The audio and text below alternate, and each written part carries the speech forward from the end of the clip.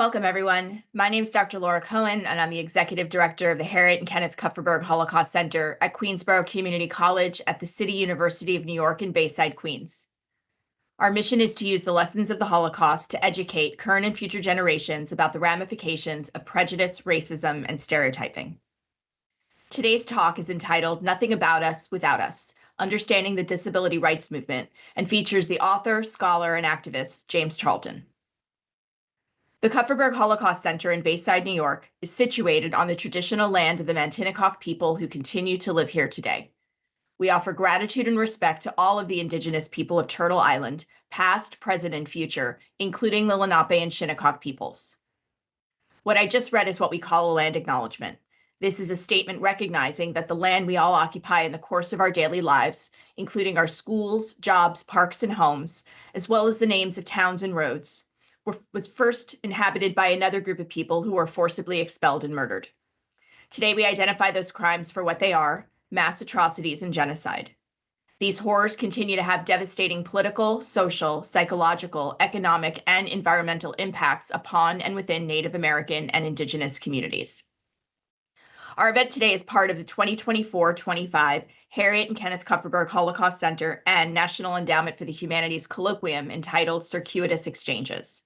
Today's event is co-sponsored by 8 organizations around the country, including the Holocaust and Human Rights Education Center in White Plains, the Reef Center for Human Rights and Conflict Resolution at Christopher Newport University, the Holocaust Genocide and Interfaith Education Center at Manhattan University, the Ray Walpole Institute for the Study of the Holocaust, Genocide, and Crimes Against Humanity at Western Washington University, the Wagner College Holocaust Center, the Cohen Institute for Holocaust and Genocide Studies at Keene State College, the Center for the Study of Genocide and Human Rights at Rutgers University, and the Institute for Genocide and Mass Atrocity Prevention at Binghamton University. After the presentation, please submit your questions via the Q&A feature at the bottom of your screen. And now to kick things off, please join me in welcoming one of this year's KHC NEH Faculty Fellows, Dr. Julia Rothenberg, who's Associate Professor of Sociology here at Queensborough Community College, where she teaches courses in the sociology of the arts, urban sociology, and introductory sociology. Dr. Rothenberg's published works include Sociology Looks at the Arts, Repurposing the High Line, Aesthetic Experience and Contradiction in West Chelsea with Steve Lang in City, Culture, and Society, Repurposing the Black Arts Movement on the South Side of Chicago in Arts and Power, Policies in and by the Arts, and Teaching Sociology of the Arts at an Urban Community College during the pandemic, Reflections on Structure, Agency, and Community Engagement in Teaching Sociology. Dr. Rothenberg, the floor is yours. Thank you, Dr. Cohen.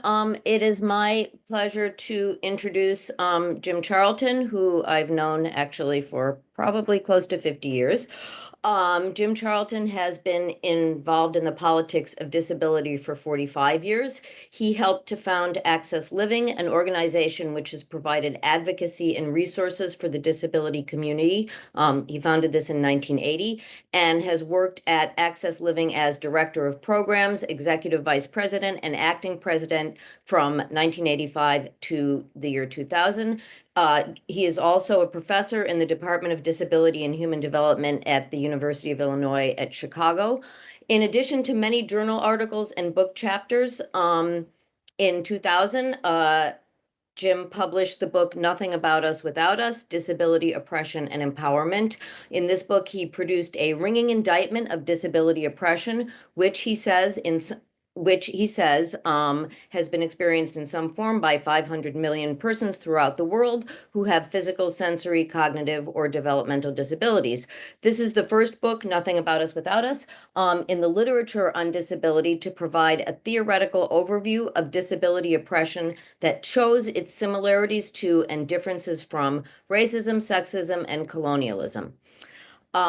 Nothing About Us Without Us expresses the conviction of people with disabilities that they know what is best for them. Charlton's combination of personal involvement and theoretical awareness assures greater understanding of the disability rights movement.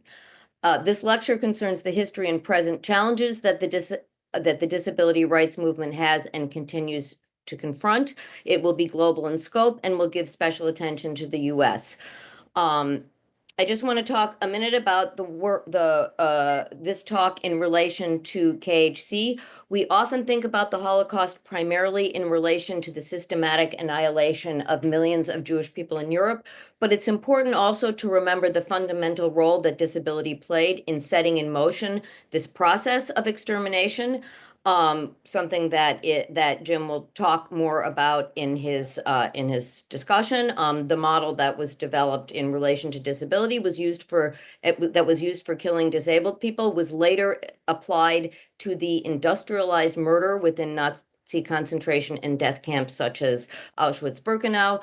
It's estimated that close to 250,000 disabled people were murdered under the Nazi regime. It is in part for this reason that it's so important to understand the significance of the rise of the disability rights movement and its philosophical underpinnings. In a broader sense, this understanding helps us to think about how to organize against oppression and injustice in all of its forms. So without further ado, I present Jim Charlton for what will be a very fascinating and currently relevant Hello. discussion. Thank you. Thanks to the Kupferberg Holocaust Center and Queensborough Community College for having me. This is a great opportunity, and I hope that this talk is interesting and provocative and stirs some interest in the subject. So what to say in 45 minutes? As both of the introductions indicated, I've been teaching this subject for a very long time and taught semester-long courses. And so I'm going to just briefly cover numerous aspects of what I call the condition of disability and disabled persons, with an emphasis on the U.S. And the U.S. disability rights movement.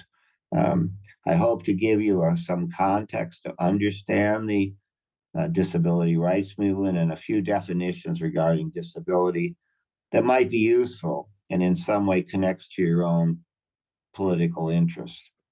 My point of view, not only for today's talk, but in general, is informed by 40 some years working in independent living, working at the Independent Living Center in Chicago, and the independent living philosophy that underpins that work, but also disability studies, where I've been teaching at the University of Illinois for since 2000.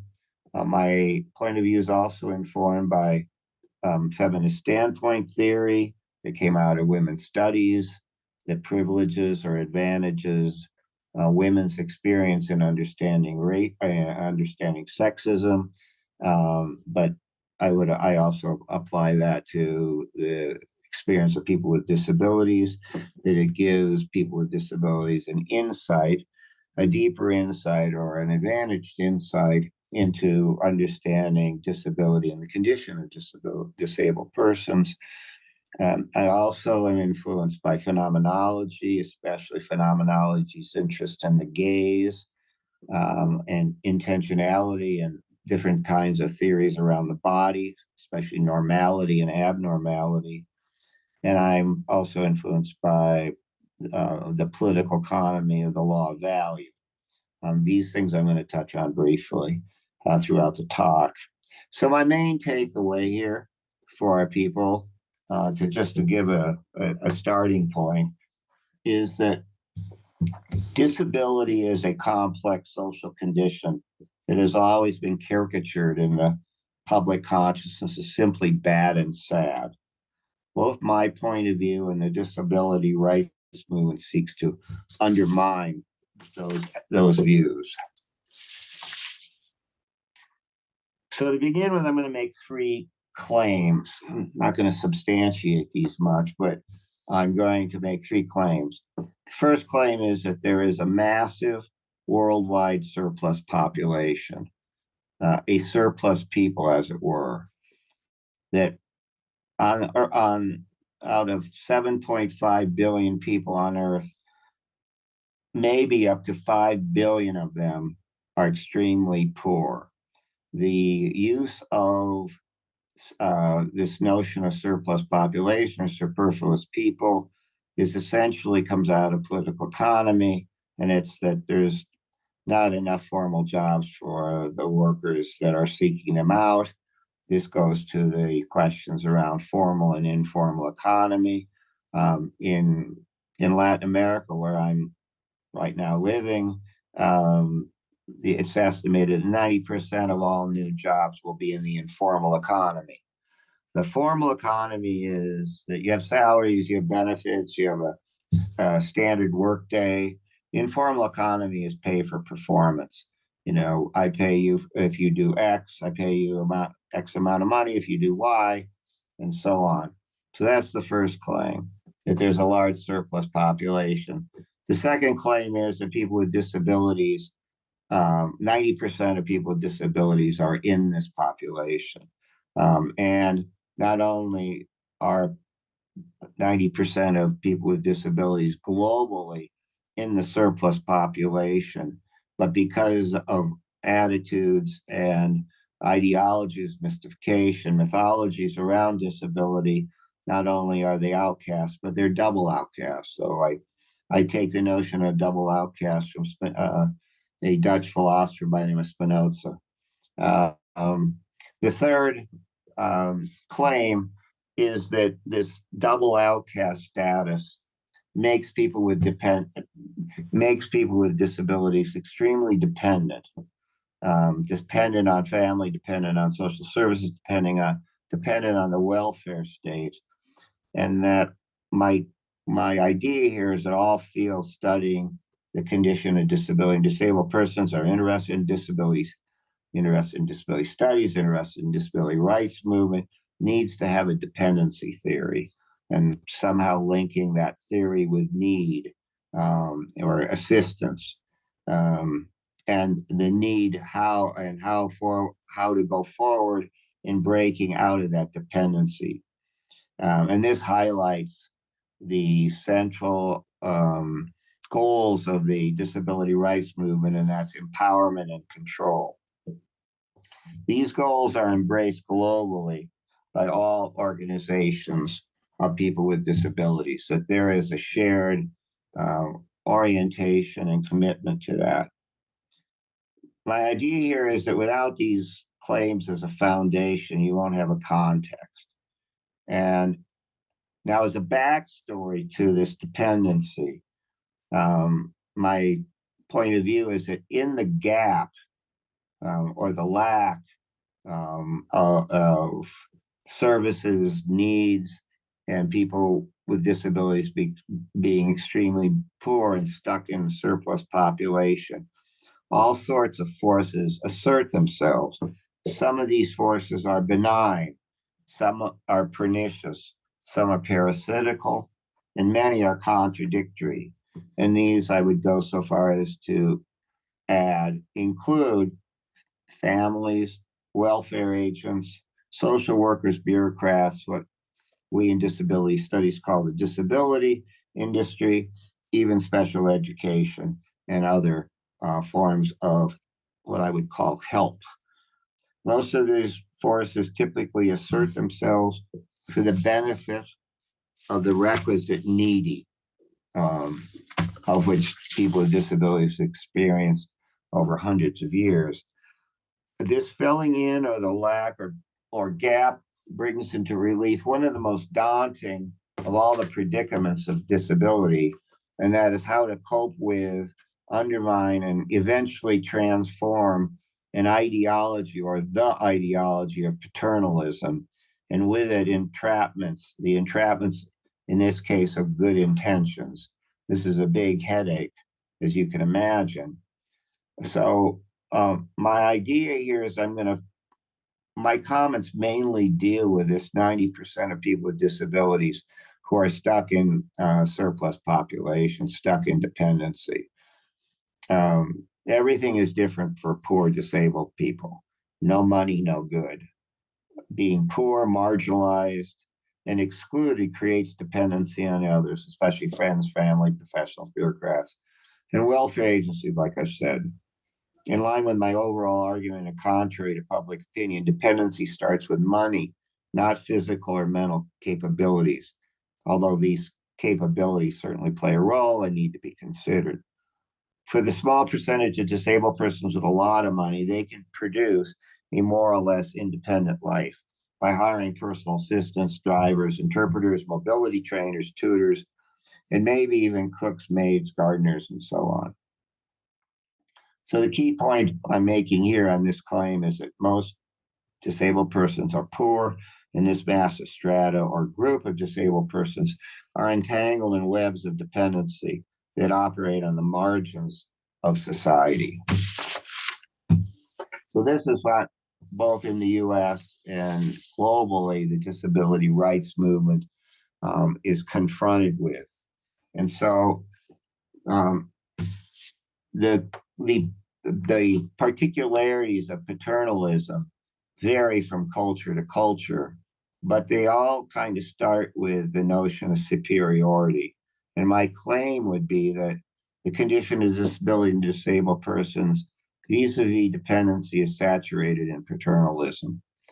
Paternalism lies at the center of the oppression of people with disabilities, and paternalism has an ideology of we know what's best for them. And we've heard this, of course, before.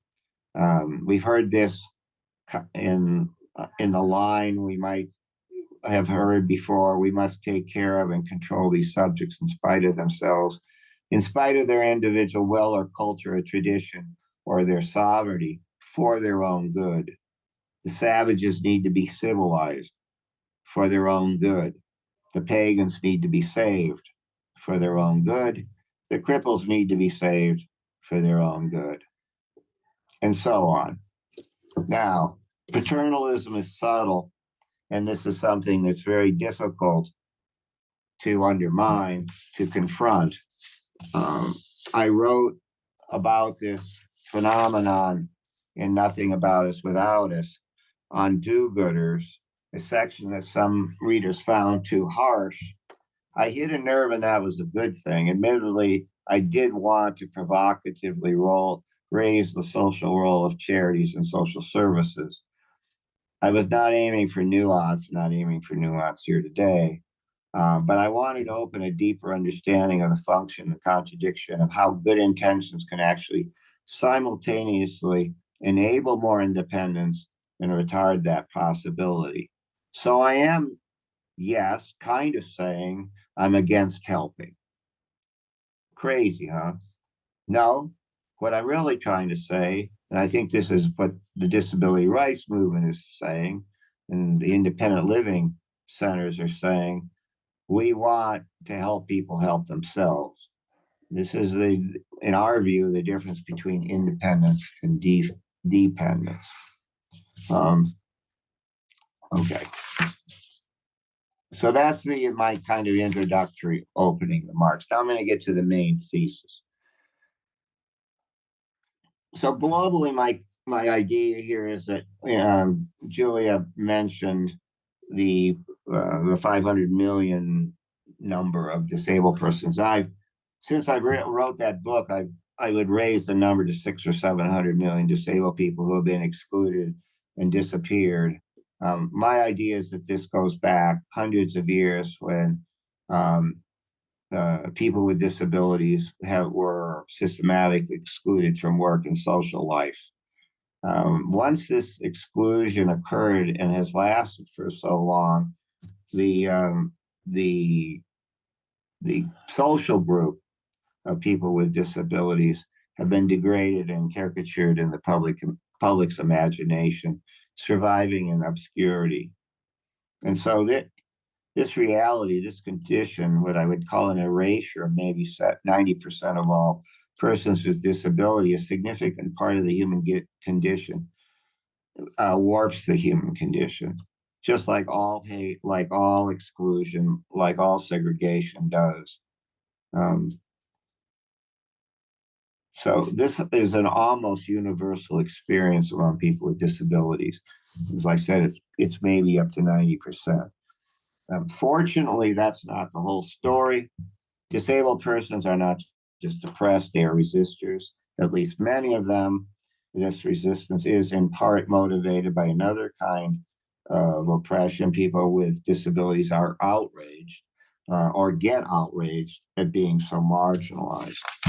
Okay. And this underscores the need for the disability movement, disability rights movement in the U.S., disability political movement that has its kind of history going back to probably around 1980.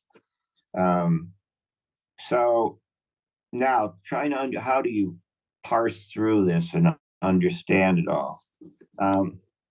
So there's many problems.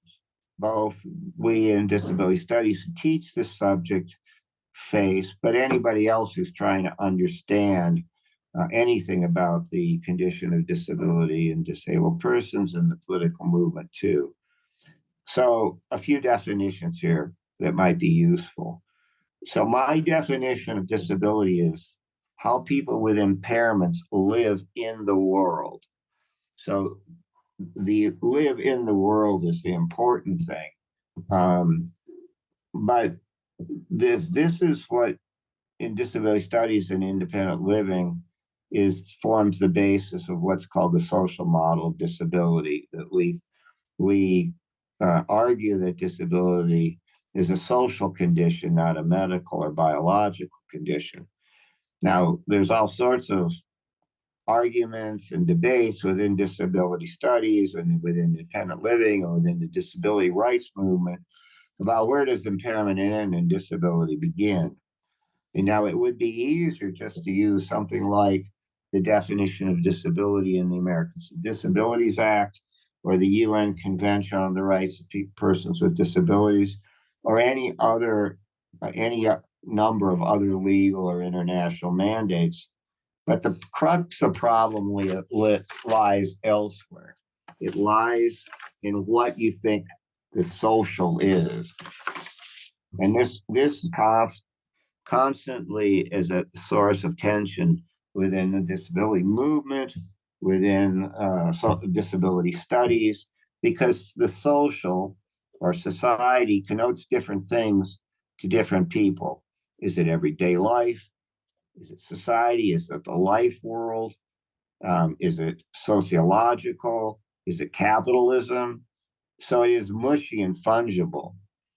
Also, the social model of disability implies that there are significant differences between impaired, disability, and disabled. But what are they? So for example, when I use the term impairment, I'm referring to a medical category, a diagnosis, a treatment, medical practices, professional involvement. When I'm using disability, I'm referring to the social condition I'm trying to describe. And when I use the phrase individual or person with a disability, I'm referring crudely to how individuals with impairments live in the world. You might think of this, and this is also kind of a crude parallel, but in women's studies, there's the difference between female and woman, female being the biological category, woman being the social category. You can think of this similarly in disability studies, impairment being the biological or medical category, and disability being the social category. But if disability is a social condition, then it raises all sorts of problems about really what it is. It asks questions like, do you need to know you're disabled to be disabled? Do you have to have an impairment to be disabled? What about a 90-year-old older person who has all sorts of impairments, but society treats them not as disabled, but as old? So all of these things are a big headache. And so, we move on from them recognizing that there are as many questions as there are answers regarding what is disability, what is the condition of disability and disabled person. The second big problem in trying to understand what the disability rights movement is up against or working on is there's this big overarching problem of the veracity and paucity of empirical data regarding the massive global population of disabled persons and its relation to all sorts of things like when are you trying to study them, who are they, these problems of categorization. And this problem has as much to do with how to find and count a disappeared social group as it does with the problem of whom to define to count. If you've got a group that's been excluded for hundreds of years, it's hard to find these people to study. There's a third problem that needs to be recognized that the disability movement tries to deal with, and that's the problem of observation, seeing, perception. In other words, we all rely on our own experience and how we experience reality. And there's this, we have a complex social phenomenon of disability that makes it superficially simple.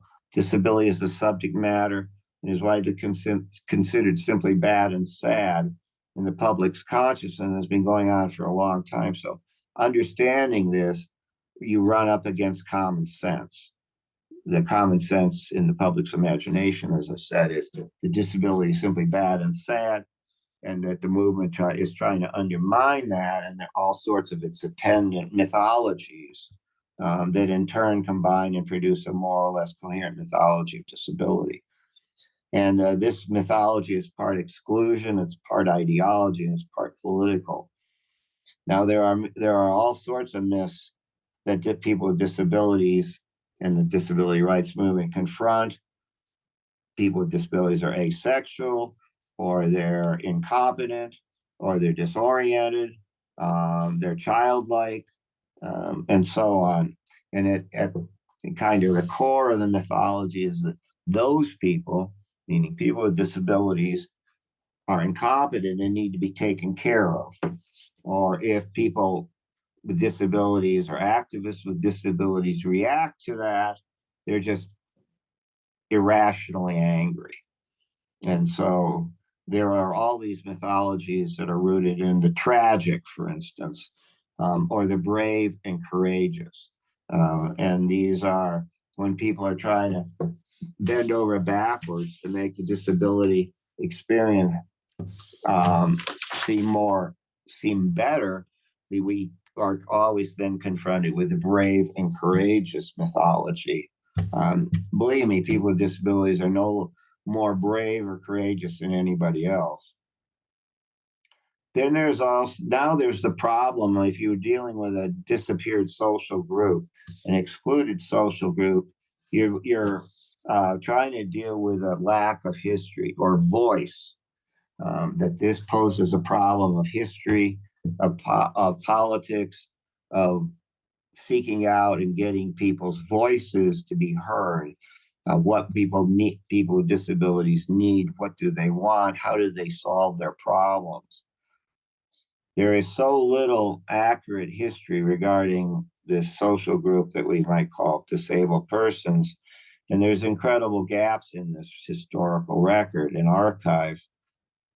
Especially given the reliability and authenticity of the disabled voice themselves.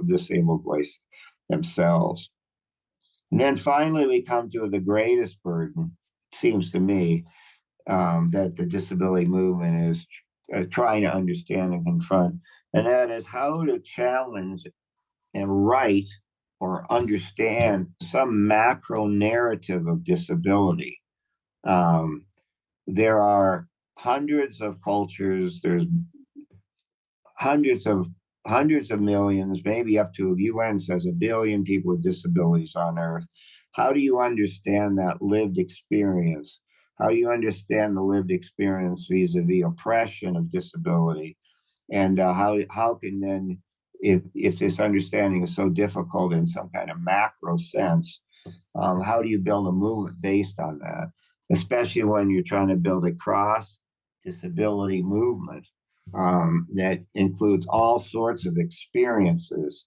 And you're trying to build some kind of united group in the disability movement that includes all sorts of impairments, mental disabilities, physical disabilities, psychiatric disabilities, sensory disabilities, and so on. So there's no doubt that the condition of disability and disabled persons is profoundly also affected by or fragmented by things like race, gender, and type of impairment. This all adds up to an extreme bias, ideologies of superiority, segregation and institutionalization, disappearance, and being disposable, superfluous, a burden on humanity, and a not too uncommon point of view of better off dead. Here's one of the connections that I would link and something that can be learned in relationship to the experience of the Holocaust.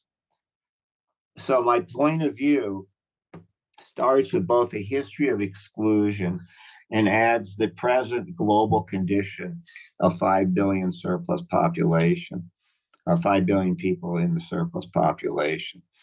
The takeaway here is if you start as an outsider, you will probably stay on the outside. If this is allowed, it diminishes the human condition. It is one more brick in the wall of otherness and hate. All hate, all ideology, all hate ideology should be opposed and resisted. Racism, sexism, homophobia, ableism, anti-Semitism, among others, like immigrant hate talk today. This is especially important in periods of authoritarianism when hate is used as a way to separate people and blame social groups for the failures of the system or the leaders of that system.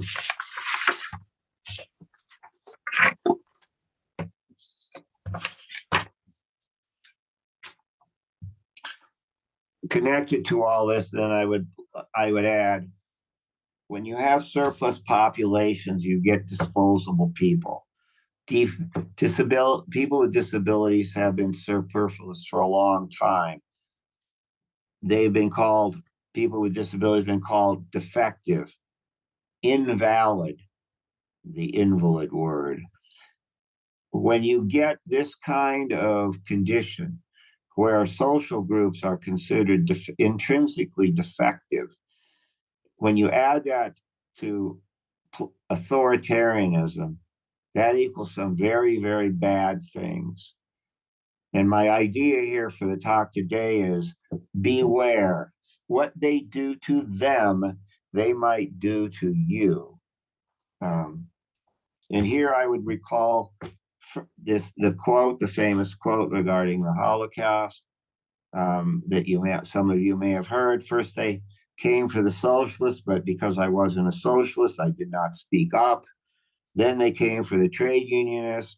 Because I wasn't a trade unionist, I didn't speak up. Then they came for the Jewish people. Since I wasn't Jewish, I didn't speak up. And then they came for me, and there was no one left to speak up. And my idea here is that when you have marginalized groups get targeted, you need to speak up and oppose it. The context of this that I would draw people's attention to today is that the very first major program that's being attacked with the new administration is Medicaid. And Medicaid is medical services for the poor. And in this case, it's really medical services for poor people with disabilities. Julia mentioned the connection to this cry out for paying attention and getting involved before it's too late. With that quote that I quoted about first they came for them and then they came for me, that was that was a great quote. I've used it many times. But that quote, which I have often cited, is not entirely true because the first group they came for is people with disabilities. And this was the Action T4 program that's estimated that it killed between 250,000 300,000 people with disabilities, and it killed anyone that was labeled as defective. Mainly that happened in Germany and Austria. And I would recommend the book by Hugh Gallagher called By Trust Betrayed, Psychiatrists, Physicians, and the License to Kill in the Third Reich. A most important book that links the idea of when you identify certain social groups as defective, rooted in the otherness of hate, it leads to all sorts of terrible and bad things. The Actian T4 program, they experimented with the lethal gas that was refined, and that was used later. And then there's been all sorts of responses to the intersection of the disability experience in Germany and Austria with today. I would recommend a really cool art exhibit by Daniel Lieberkindi's exhibit of trapped space. And you can find that at the Jewish Museum in Berlin. It's relevant to the study of nursing homes, asylums, prisons, institutions where disabled people have been stuck for many years. Okay, let me just see how I'm doing for time. Okay, I got a few more minutes. So I mentioned this idea of that some people are valued more than other people. I think that the outsider experience, my idea is that it's structured through exclusion. My idea is that this exclusion unifies the condition of disability and disabled person. It's the basis of oppression. And so what is the logic that explains this otherness? And where I come at this is this comes out of political economy. It's the law of value, and that in the global economy today, everything and everybody has a value. That really works great for the market economy because the market economy can quickly and easily sort through values, and you have all sorts of easy ways to convert prices to values. But the disadvantage of this is that everything and everybody gets reduced to commodities. There's winners and losers. And if you have a low value, everybody has a value, but if you have a low value, you become a loser. And if you are a loser, and if you've been a loser for a very long time, you find yourself stuck on the outside. You get stuck in webs of dependency. And that is the basis of my kind of claim of the surplus population, otherness, and so on. It seems to me that this is the center of gravity of the disability experience. So I start with this exclusion, the social exclusion, this economic exclusion, and then I would move to the ideology. The ideology, to me, flows out of the exclusion. Backward attitudes toward disability don't come out of nowhere. Backward attitudes toward disability are not the basis of disability oppression. Disability oppression is the basis of the backward attitudes. And so now that's all the bad news. And I've focused today's commentary or talk on disability oppression because it seems to me that's the dominant side of the oppression empowerment or oppression resistance dynamic. But there is globally in the US and every place all over the world right now resistance to this otherness. And this has all sorts to do with the development of the disability movement as it's grown since probably early 1980s.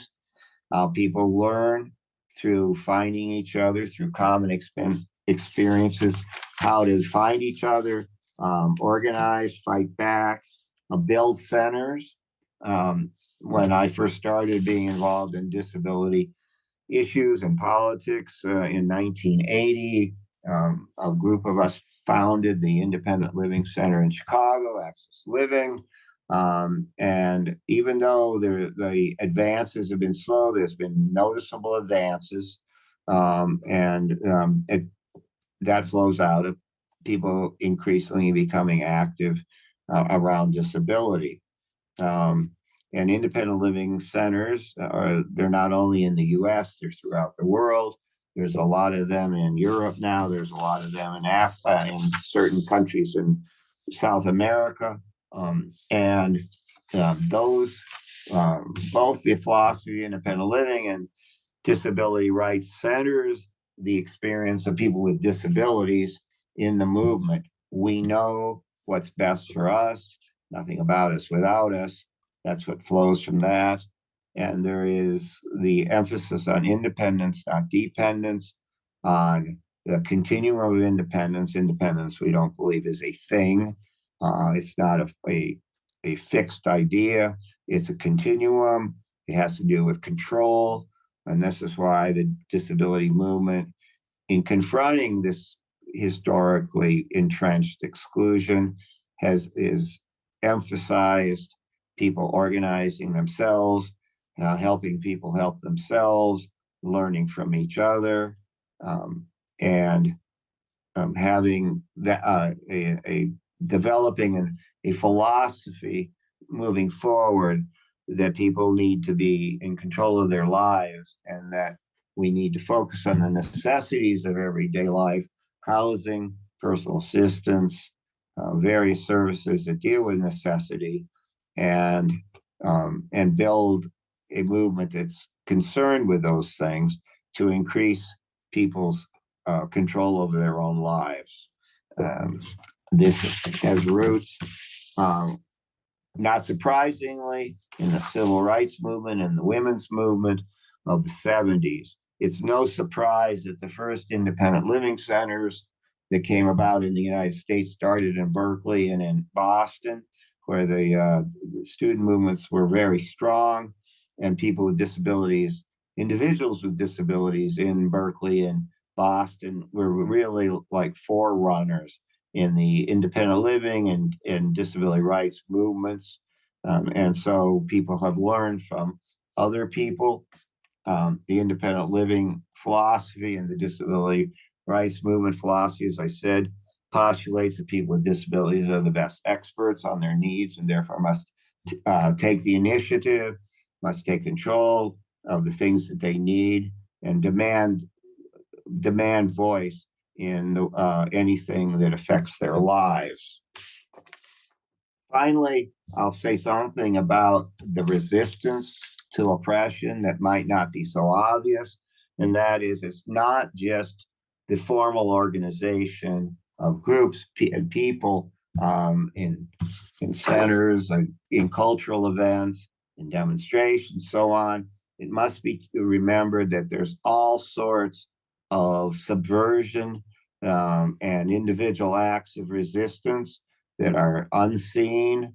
This has been theorized in many different fields when in other fields looked at veiled resistance, subterfuge, and disability related politics and scholarship until recently has paid very little attention to what one of the preeminent African-American popular culture theorists, Robert Kelly, called the hidden transcript of disability.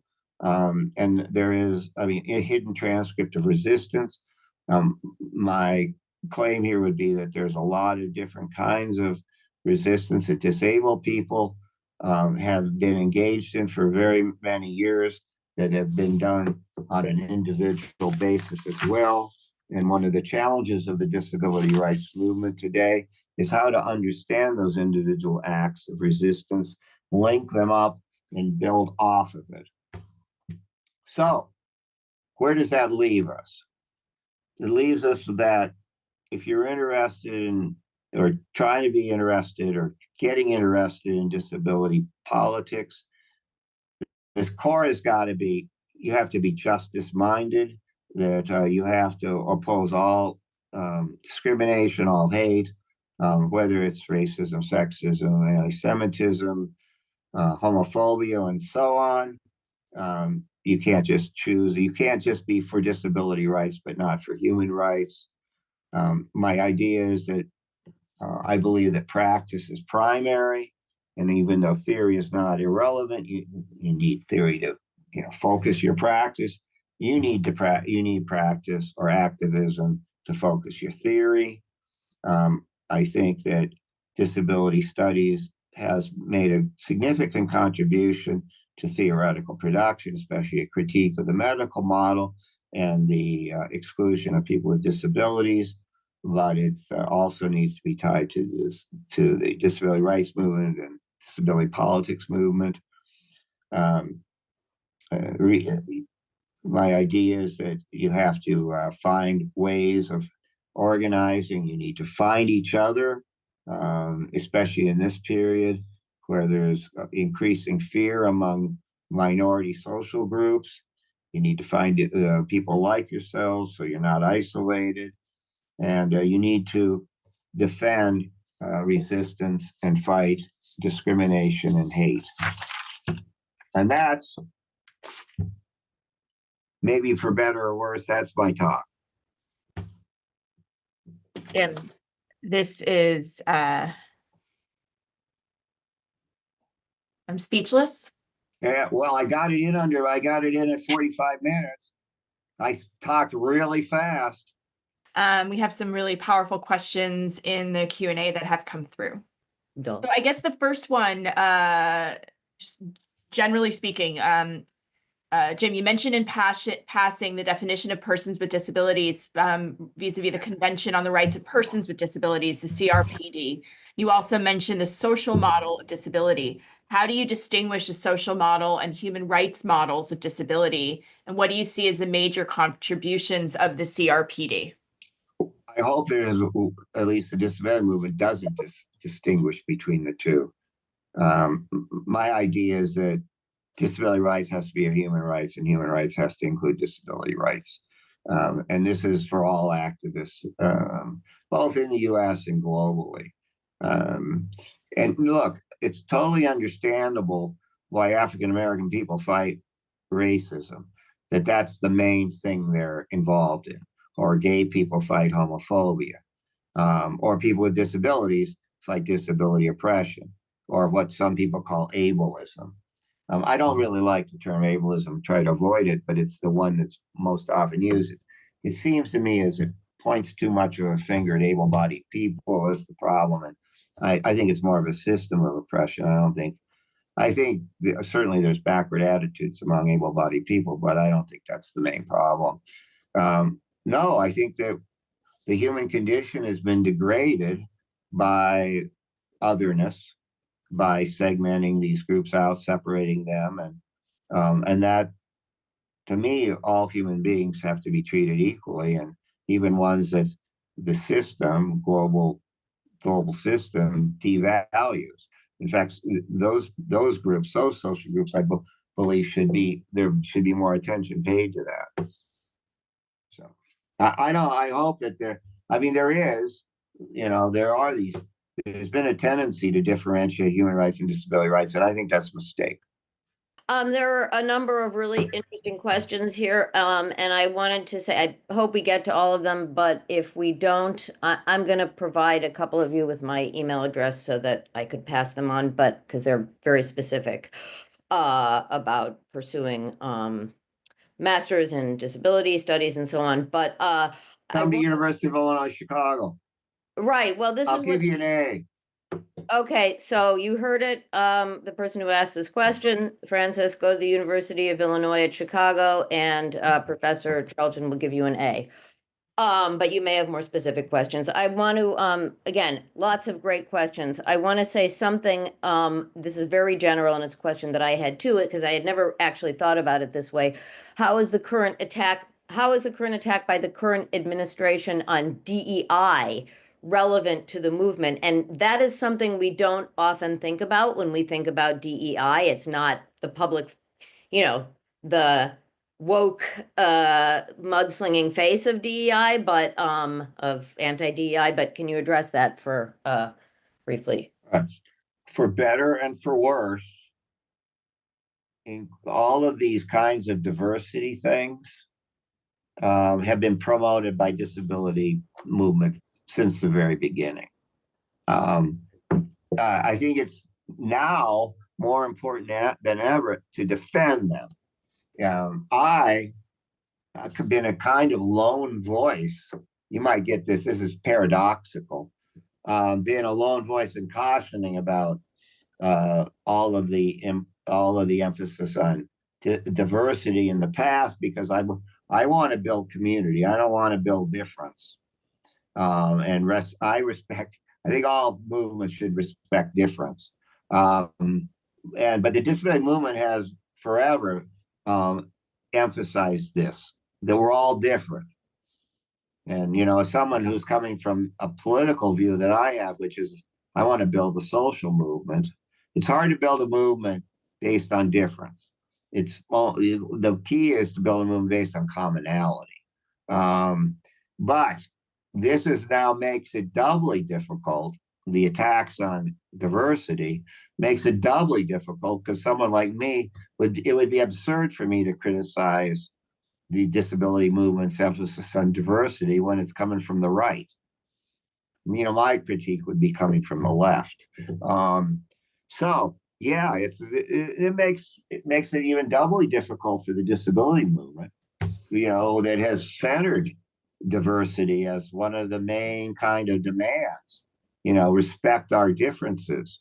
And so, it's just more complicated. I mean, there was always a uphill battle that the disability movement was fighting because of this 500 years of exclusion and so on. Now it's just more difficult.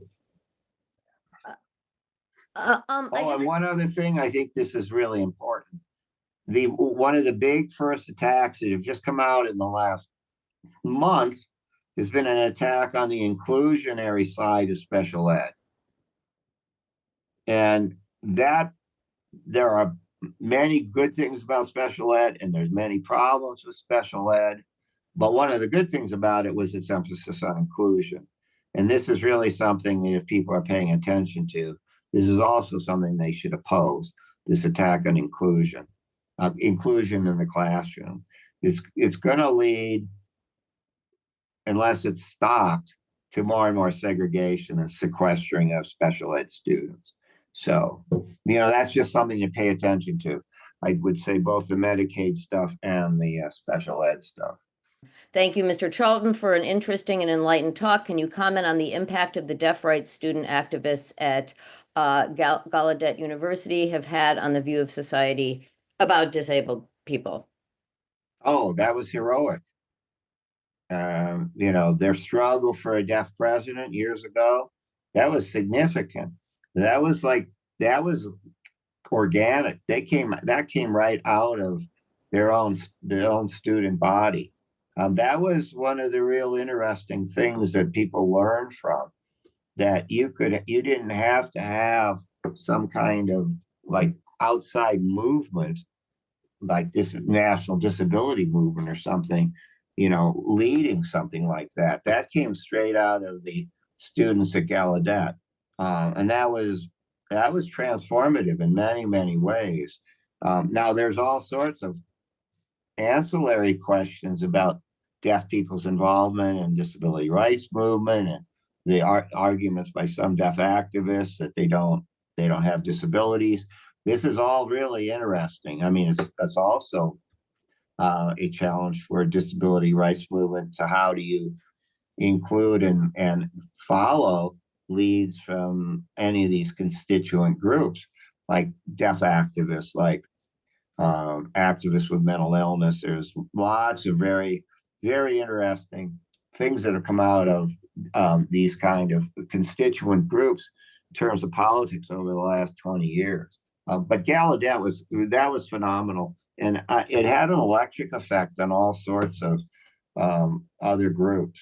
When people saw that the students there could put their foot down and say, we demand a deaf president, we're not going to have another hearing president, and they won, it showed that if you fight, you can win. And they were fighting the history of, just hearing presidents. So, yeah, that was heroic. Thank you. I have a question from a student that I'm not 100% sure what the student's getting at, but maybe you will be able to speak to it and understand it better than I. For disabled people who are independent but are still faced with discrimination of other sorts, or just a feeling of being alone, could self-oppression be also an important part of this? I think the student is getting at the psychological dimension of external oppression. She says, as someone with family members who suffer disabilities, often the oppression is within themselves, and impacts the confidence level they feel. My answer is yes, yes, and yes. All oppressed groups experience this internalized oppression. There's all sorts of things been written about this. Fanon wrote about this. I mean, all sorts of stuff. This is one of the reasons that I paid some attention to talking today about paternalism, and the way paternalism works. You have these two prongs of paternalism. You have shame, which is and pity. Pity is what you direct onto a social group, but shame is the social group itself, what they feel, this feeling of inferiority. And, if you've been told you're less or defective or incompetent or needy or whatever the words that you might want to use for years, since you were born or since you were a teenager or whatever, whenever this began, many people will internalize that. And this is a huge problem for the disability rights movement. How do you deal with this internalization of oppression? Of course, we're less, Well, I mean, if you believe the common sense that disability is simply bad and sad, a lot of disabled people believe that. And, this is one of the challenges. How do you undermine this? And this is one of the advantages of the social model instead of the medical model, is that the social model says there's nothing wrong with you. It's the society or the social that's got to be changed. That's what's sick, or that's what's wrong, or that's what's oppressive, or that's what's distorted. You're not the problem. Society is the problem. And that also had a profound effect on individuals. But when I first got involved in independent living and disability services and community organizing, I thought initially, this was back in the late 70s, that the problem was, how do you change able-bodied people's minds about disabled people? But I quickly came to conclude the main task was, how do you change disabled people's minds about themselves? And that's at the heart of any kind of organizing project. Do you have an answer to that? No, plug along. You need to. That's one of the things about the advantages or the importance of having a disability movement now for 40 or 50 years. Before then, there was nothing. Now there's at least a political pole, an ideological pole, that people can either unite with or relate to or not. Before there was nothing. So, this has been a slow build over 45 years, but you can see this in every country. And it's certainly clear down here in Mexico. There's a vibrant disability movement here. There are a number of other questions, but it is now 1:00. So Julia, you absolutely can continue on. I mean, there's so many questions. So Jim, if you're open to it, that's completely fine to go a little bit over. I think somebody wanted you to say a little bit more about your comment that you made that the oppression of disabled people is the root cause rather than the consequence. Why do you think it's the root cause rather than the consequence of society's negative attitudes towards people with disabilities? That's great. I love the question. I'm one of the lone voices on this, so if it's confusing, it's understandable. A huge section of disability rights movement believes that backward attitudes or stigma or stereotyping, or there's all of these different words that indicate something about attitudes, ideas, blah, blah, blah, is the basis of disability oppression. The problem is mine is that it doesn't answer where those ideas come from in the first place. And my view is that exclusion is the basis of disability oppression. That's rooted in hundreds of years. There's a political economic side to this that's primary, which is that disabled people historically have been not valued in the workplace. They didn't work, so that the vast majority of people with disabilities forever have been excluded from work. And that, to me, that's the basis for this exclusion. Once you're excluded from work, once you don't have any money, you become dependent. And if you've been excluded and then you haven't worked for like hundreds of years, the social group, then there's the ideology of incompetence, which is, it has fertile soil to take root. Well, I believe that the fundamental basis of disability oppression is exclusion. The exclusion then has an ideological component or an attitudinal or psychological component to it that follows. I mean, there is also the societal or systemic imperative to justify the exclusion of hundreds of millions of people. And that ideological justification is that those people are inferior or defective or intrinsically incompetent. So I think the ideas flow from the exclusion. I don't think it's the exclusion flows from the backward ideas. But there is the center of gravity of disability politics is that this is backward attitudes is the main problem. I have a different opinion. I think it's structural exclusion. I think what you call it, I call disability oppression, what other people call ableism, is structural. It's not a problem of social psychology. And, and I think racism is not a problem of social psychology. I don't think racism is primarily a problem that white people have backward attitudes about black people. There's certainly a lot of white people have backward attitudes about black people, but it's systemic, it's structural. It's rooted in the super exploitation of black labor going back hundreds of years. So same way with, sexism, same way with anti-Semitism, same way with all of these ideologies of otherness and hate. Thank you. So I'm going to, since we only have 4 minutes left, I'm going to collapse 2 questions. One of them is, she resent the question, some cultures are more accepting of those with impairments and or disabilities. What do you think those cultures do right? That's the first question. The second one is more specific and kind of addresses this one. My mother works in helping out people with mental disabilities. They are supported by the South Korean government with the housing and monthly activity fees. Do you think people with mental disability can eventually develop into an independent civilian? Is it considered a hopeful act toward those people and should be continued, or just a bottomless pit? And should we look for people with physical disabilities? I'm not sure what that is. In extreme situations, who should we help first? Oh my God, that's a kind of scary question. Yeah, well, but I think it's wrong to answer that one. I think you don't have to answer though. No, but I think it's a great question. But it's highly problematic. There's no answer to that. It's absolutely reasonable. And the disability movement has long argued that the people most needy need to be helped or supported first. But then there is no answer to who the most needy, the most dependent, the poorest is. It's a trick bag. So you have to avoid that. That's a dead end and just gets you into a lot of more entanglements.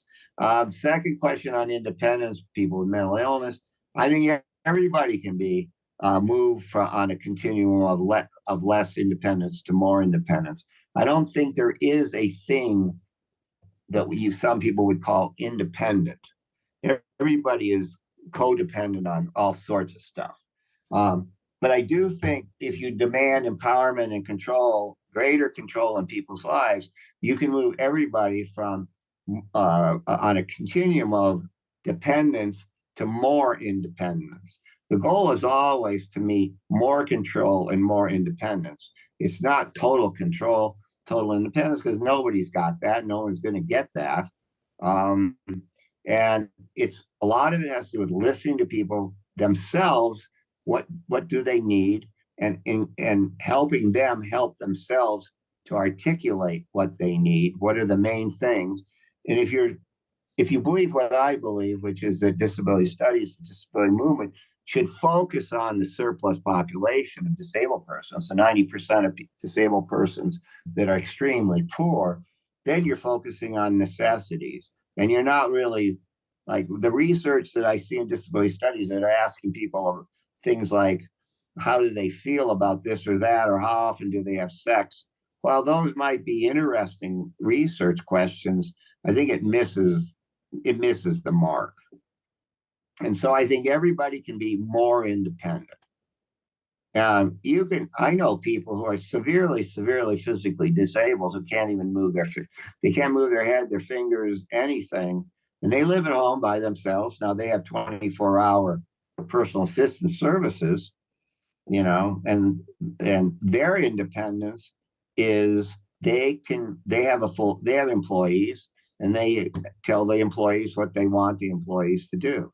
So now there's a lot of places don't have personal assistance services, or certainly a lot of personal assistance services, or they underpay the personal assistants. It seems to me that's what the disability movement should take up is, those kinds of services so people can live more independently.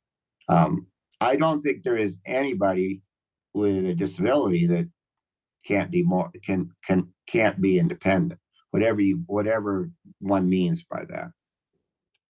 I mean, that's a great point that we are all dependent on networks of social relations Yeah, to some degree or yeah. another, It's about how do you increase options for people? A lot of people everybody has options, everybody has choices, but for a lot of people, they're all bad.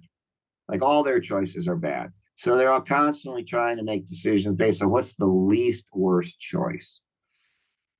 And, the disability movement has and should have been involved with how do you increase the options or choices for people with disabilities. And that is globally relevant. And that's not to say that the range of choices in Nigeria are going to be the same as the range of choices in Illinois. It's not the same. But the goal of increasing choices, increasing independence on a continuum is the same everywhere. And that last aspect of the question about some cultures are more. It was a different question. But I'm not sure yes. how it was put, but some cultures are more open or more accommodating to disabled people than other cultures. I'm very skeptical of that. I mean, I think my view is there's a dominant culture, and that's not the typical way we think of culture. And that I think in all cultures, people with disabilities have been historically excluded. And now there are different cultural motifs and angles and, traditions regarding this. But I think exclusion has been experienced everywhere, not in the same way, but to the more or less the same degree. And so I don't think that this is really a cultural problem. I mean, I think all cultures have there's problems with all the cultures. Well, I'm just wondering if there's a difference in the way, this is somebody else's question, but there is a difference in the way the exclusion is produced in a mass market society versus, let's say, traditional cultures that, would have different family structures and so on. Right. Well, I think that's probably true. Thank you both. This has been absolutely fascinating. Jim, as I said to you before the event, I feel like I've been schooled in the very best possible way. Thank you also for contextualizing this and talking about sort of the larger systems and how people relate to one another and thinking about sort of the meta narratives. And I also just greatly appreciate your talking about when people are focused on promoting human rights, that it's human rights for all and not some, and that we Yeah. cannot cherry pick. And this is something that we struggle with on a regular basis. And I think also I really appreciate your bringing up that the sort of that poem, First They Came For, because I think a lot of times that's used sort of colloquially in the field of Holocaust education, but the fact that there is also erasure in that statement. And I think that's also very critical. So Julia, thank you all so much. And to everybody who has logged in today, we're really appreciative of it. And thank you again. On behalf of the Kupferberg Holocaust Center, we hope that you stay safe and be well during these very, very challenging times. Jim and Julia, thank you very much.